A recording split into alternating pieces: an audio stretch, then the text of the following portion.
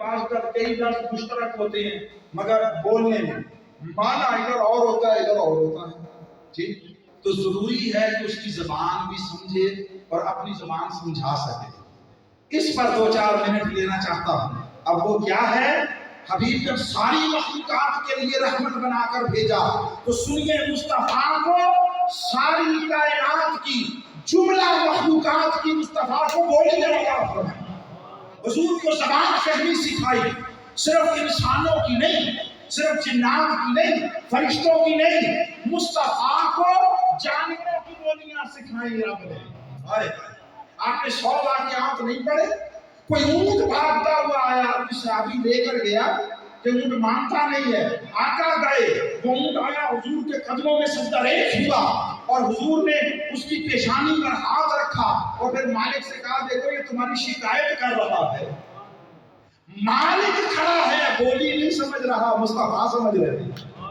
جانور ہرنی جس کو جو شکاری کے اس میں جال میں پھنس گئی تھی، گزر رہے ہیں، بولی علیہ السلام اسے شکاری سے کہا اس کو چھوڑ دو، یہ کہتی ہے میں اپنے بچوں کو دودھ پلا کر آ رہا ہوں۔ سنا نا واقعہ، تفصیل میں نہیں جا رہا۔ ارے شکاری کی وہ انسانی زندگی جانوروں میں شکار کرتے گزری، وہ بولی شکاری نہیں سمجھا، مصطفیٰ سمجھے۔ جانوروں کی بولیاں، بکریوں نے حضور کے قدموں میں سجدے کیے، بولیاں بولی۔ یہ تو جانور ہیں، پھر ان سے مشکل تر ہے یہ درخت۔ یہ درخت حضور درختوں کی زبان جانے، درخت مصطفیٰ کی بات سمجھے۔ آقا علیہ السلام مسجد میں ٹیک لگا کر سکون کے ساتھ، اسکن حنانہ کے ساتھ خطبہ ارشاد فرماتے تھے۔ کسی صحابیہ نے کہا یا رسول اللہ میرا بیٹا بڑھئی ہے، یا آپ چاہیں تو آپ کے بیٹھنے کے لیے کوئی جگہ نہ بنا دی جائے۔ منبر وجود میں آیا۔ دین کے اندر جدت کی بنیاد خود مصطفیٰ رکھ کر گئے۔ ہم سٹک ہو جاتے ہیں، نہیں ایسے ہی ہوگا، ایسے ہی ہوگا، انچ نہ ادھر نہ ادھر، زمین چمبت نہ چمبت گل محمد، یہ ہمارا رویہ۔ آقا علیہ السلام نے فرمایا بنا دو۔ جمعہ آیا، خطاب کا موقع آیا، آقا منبر پر جلوہ گر ہوئے، بخاری مسلم سیاہ ستہ۔ آقا علیہ السلام بیٹھے اور بھی خطاب شاید شروع بھی نہیں ہوا کہ فضا میں، ماحول میں کسی کے رونے، چیخنے، چلانے کی آوازیں آئیں، چلانے کی۔ صحابہ کہتے ہیں دائیں بائیں دیکھے کوئی روتا ہوا نظر نہیں آیا، مگر آوازیں ایسی تھی جیسے اونٹنی کا بچہ ماں سے بچھڑ کر بلبلا بلبلا کر روتا ہے، چیختا ہے۔ آقا علیہ السلام نے آواز سنی، حضور نے ادھر ادھر حیرت سے نہیں دیکھا، آقا منبر سے اترے، جا کر وہ کھجور کے خشک تنا، خشک سرسبز بھی نہیں ہے، سائنس کہتی ہے چلو سرسبز زندہ ہوتا ہے، وہ زندہ بھی نہیں ہے سائنس کی زبان میں۔ آقا جا کر کھڑے ہوئے سے اپنے سینے کے ساتھ لگایا، ہاتھ رکھا۔ صحابہ کہتے ہیں اس طرح ہچکیاں دے کر آواز بند ہو گئی جیسے بچے کو اپنی ماں مل جاتی ہے اور وہ ہچکیاں لے کر چپ کر جاتا ہے۔ آقا علیہ السلام نے کلام کیا، حضور کا کلام صحابہ نے سنا، اس کا نہیں سنا۔ میں اگر تو چاہے تو تجھے جہاں زمین پہ لگا دوں تو پھر ہرا بھرا ہو جائے اور لوگ تیرا پھل کھایا کریں، اگر چاہے تو تجھے جنت میں لگا دوں۔ اس نے اپنی زبان میں عرض کیا جو حضور نے سنا کہ مجھے جنت میں لگا دیں۔ آقا نے ریاض الجنہ میں دفن کر دیا۔ جنت وہاں ہے جہاں مصطفیٰ کے قدم لگ جائیں۔ تو جہاں تو درختوں کی بولیاں، اس سے مشکل تر ہے پتھروں کی بولیاں۔ ابو جہل لے کر آیا مٹھی بند کر کے، آپ بتائیں میری مٹھی میں کیا ہے؟ حضور نے فرمایا میں بتاؤں تیری مٹھی میں کیا ہے یا جو مٹھی میں ہے وہ بتائے کہ میں کون ہوں؟ اس نے کہا یہ تو اور اچھا۔ حضور نے اشارہ کیا، وہ بازوان فصاحت اندر سے اس کی مٹھی کے اندر سے کنکر بولے اور اللہ کی توحید اور مصطفیٰ کی رسالت کی گواہی دی۔ آقا نے فرمایا میں اس پتھر کو آج بھی جانتا ہوں جو اعلان نبوت سے بھی پہلے جب میں گزرتا تھا تو میرے اوپر درود و سلام بھیجا۔ تو حضور چونکہ رحمت کائنات ہے، لازم ہے کہ مصطفیٰ کائنات کی جملہ مخلوقات کی بولیاں سمجھیں، بولیاں تب عمل رحمت ہوگا۔ سو اب آخری حصہ اس کی تفصیل میں نہیں جاؤں گا، بس صرف 2-3 کلمات کہہ کر ختم کر دوں گا، پھر کبھی موقع ملا تو اللہ اس میں یاد دلائیے گا، آگے کر لیں گے۔ اور وہ یہ ہے کہ اس کا تعلق ہماری زندگیوں سے، ہماری زندگیوں سے۔ دیکھیے اللہ اگر رب العالمین ہے تو اس کے ماننے والوں کی زندگی میں اس کی ربوبیت کی وسعت کی جھلک دکھائی دینی چاہیے، اور جو مصطفیٰ کو ماننے والے ہیں ان کی زندگیوں میں مصطفیٰ کی شان رحمت للعالمین کی جھلک نظر آنی چاہیے۔ مصطفیٰ کے کلمہ پڑھنے والوں اور ماننے والوں کو دوسروں کے ساتھ سراپا رحمت ہونا چاہیے، سراپا شفقت ہونا چاہیے، دوسروں کی خیر چاہنے والا ہونا چاہیے، بھلائی کرنے والا ہونا چاہیے۔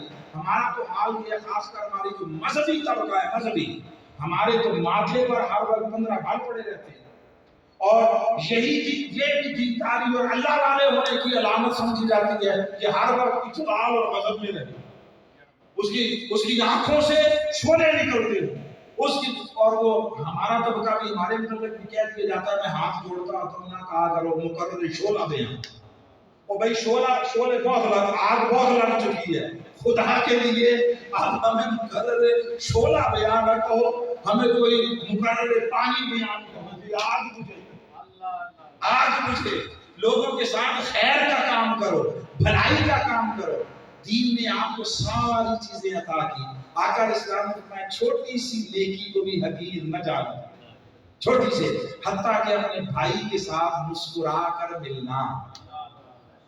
میں راستے سے تکلیف دہ شے بتا دو، صدقہ، کسی کو راستہ درست بتا دو، صدقہ ہے، کسی کی مدد کر دو، صدقہ ہے، صدقہ ہے۔ کچھ بھی نہیں کر سکتے، مسکرا کر ملو، اس سے معاشرے سے نفسیاتی الجھنیں ختم ہوتی ہیں، غم و غصہ ختم ہوتا ہے۔ آج پورے یورپ میں چلے جائیں، وہاں بچہ جب اسکول جاتا ہے تو اسے ابتدائی کچھ سال کوئی کتاب قاعدہ نہیں پڑھایا جاتا، اسے سوشل ایٹیٹیوڈ سکھائے جاتے ہیں، اس کو بیہیویئر سکھائے جاتے ہیں، اس کو سوشل بنایا جاتا ہے، بیٹھنا اٹھنا چلنا پھرنا کیسے۔ اس میں سب سے اہم شے یہ ہے جب بھی کسی سے ملنا ہے اسمائل پاس کرنا ہے، مسکرا کر ملنا ہے۔ یورپ آج 1000-1500 سال کے بعد ارتقاء کی منزلوں سے گزرتے ہوئے شعور کی جس مرحلے کو پہنچا ہے، مصطفیٰ 1400 سال پہلے کے سادہ معاشرے میں بتا رہے تھے کوئی کچھ نہیں کر سکتے، مسکرا کر مل ہی لیا کرو۔ آپ جدھر سے گزرے جو دیکھیں اس کے ساتھ السلام علیکم کہیں، السلام علیکم، اللہ سے سلامتی کی دعا دے اور خود مسکرا کر ملے۔ معاشرے میں الجھنوں کا خاتمہ ہو، الجھنوں کا۔ راستہ چلتے ہوئے پتھر ہے، آپ کو کچھ نہیں اس نے تکلیف دی، مگر امکان ہے اس کو ہٹا دیں یا ایڈجسٹ کر دیں، ایڈجسٹ کر دیں۔ میں نے کل جمعے پر بھی یہ بات کہی، آج بھی یہ کہنے لگا ہوں اور اس پر اختتام کر دوں گا انشاءاللہ۔ وہ یہ ہے کہ خواہ دیندار ہونا، خواہ حضور کا عاشق ہونا، یہ اپنے اپنے دل کی کیفیتوں کا نام۔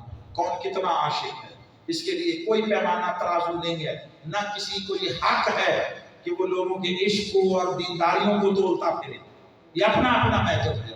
میں صرف اتنا بات کہتا ہوں، ہمارا ظاہر کو کچھ ایسا ہو جائے کہ جس سے پتہ چلے ہم رحمت للعالمین کے ماننے والے ہیں۔ اور وہ کیا ہے؟ اپنی ہر روز کی زندگی میں شام کو بستر پر جا کر سونے سے پہلے سوچیں آج میں نے اللہ کی مخلوق کی بھلائی کے لیے کیا ایسا کیا جس میں میری کوئی غرض اور لالچ نہیں، کوئی غرض اور لالچ نہیں۔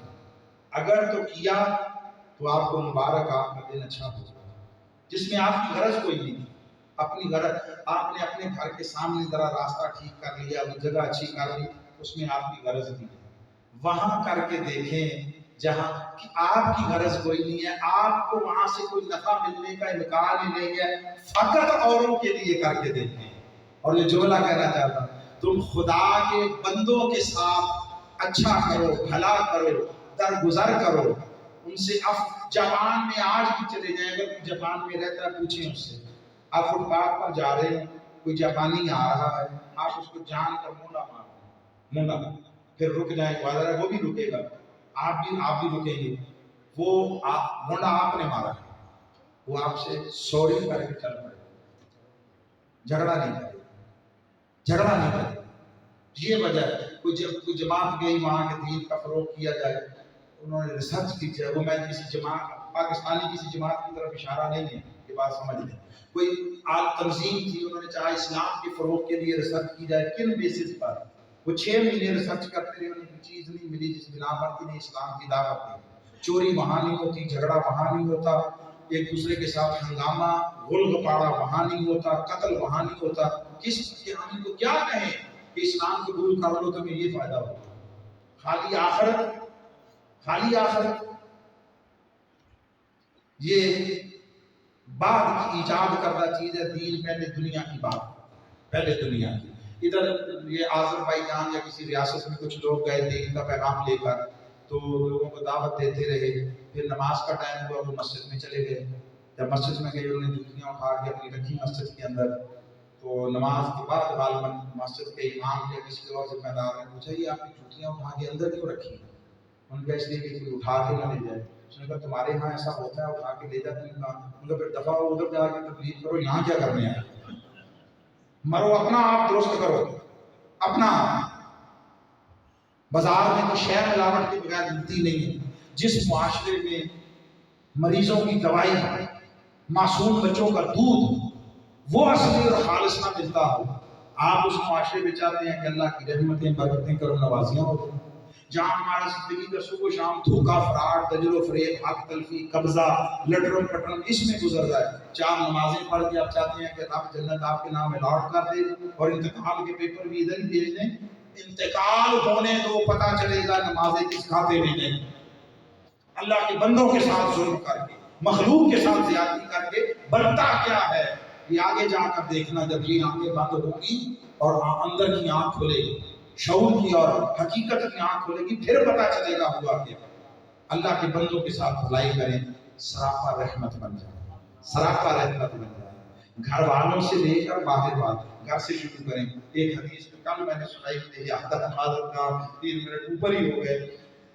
حضرت سیدہ عائشہ صدیقہ رضی اللہ تعالیٰ عنہ سے پوچھا گیا حضور کے بارے میں، حضور کی زندگی کی خاص بات، ساری باتیں اچھی تھیں، حضور کی زندگی کی ہر بات کی اچھی تھی، مگر پھر ایک بات یاد کی۔ ایک رات آقا علیہ السلام میرے ساتھ میرے حجرے میں تھے، تو مجھے کہا کہ عائشہ مجھے اجازت دیتی ہو میں اپنے رب کی عبادت کروں؟ تاجدار کائنات محبوب خدا، جن کا ہر عمل، ہر سوچ، ہر خیال اللہ کی مقبول عبادت اور دین میں حجت ہے، بیوی سے پوچھ رہے ہیں۔ ہم نے تو بیویوں کو جوتی، لوگ آج بھی کہتے ہیں پاؤں کی جوتی ہے، سنو اسی کی بیوی پاؤں جوتی ہے جو خود پاؤں ہو۔ میری بات سنیں، جڑا آپ پہ پیر ہے اس کی بیوی جوتی ہے، جوتی پیر میں آتی ہے نا، تو آپ کی جوتی ہے تو پھر آپ پیر ہوئے نا۔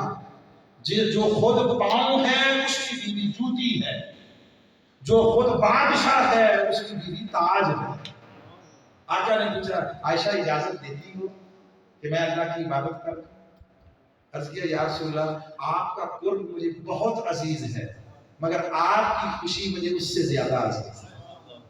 حضور بیوی سے اجازت لے کر مصلی پہ جاتے ہیں۔ مصلی پہ ہماری نمازیں، ہماری تسبیحیں سا نہیں دیتی، پوری دنیا کا ناک میں دم کر رکھا ہوتا ہے، 4 دن تہجد پڑھنے کو مل جائے تو گھر والوں کو سولی پہ ٹانگا ہوا ہوتا ہے، زمانے سارے کو اگے لگایا ہوتا ہے۔ پیر نصیر صاحب کہتے تھے، کہا تو انہوں نے کچھ اور بڑی عمر کے لوگوں کے لیے، میں سب کی مولویوں اپنے سے سب کی بات کر رہا ہوں، وہ کہتے تھے اگ لائی ہوتی اس طرح سے اگیج ہوگا، سارے گھر میں تباہی مچائی ہوتی ہے۔ تو آقا علیہ السلام نے کہا اجازت لی، کھڑے ہو گئے اور پھر اللہ کی بارگاہ میں روئے، گڑ گڑائے، یا رسول اللہ آپ اتنا کیوں روتے ہیں؟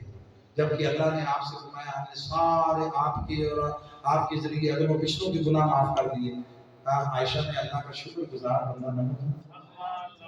تنہائیاں عبادت کے لیے ہیں، تاریکیاں عبادت کے لیے ہیں، اجالے اور مجلس خدمت کے لیے۔ اللہ کے بندوں کے ساتھ رحمت کا سراپا بن جائیں۔ اللہ ہم سب کو آقا کی شان رحمت للعالمین کا فیض عطا فرمائے، آپ سب کو آباد رکھے۔ وما علیہ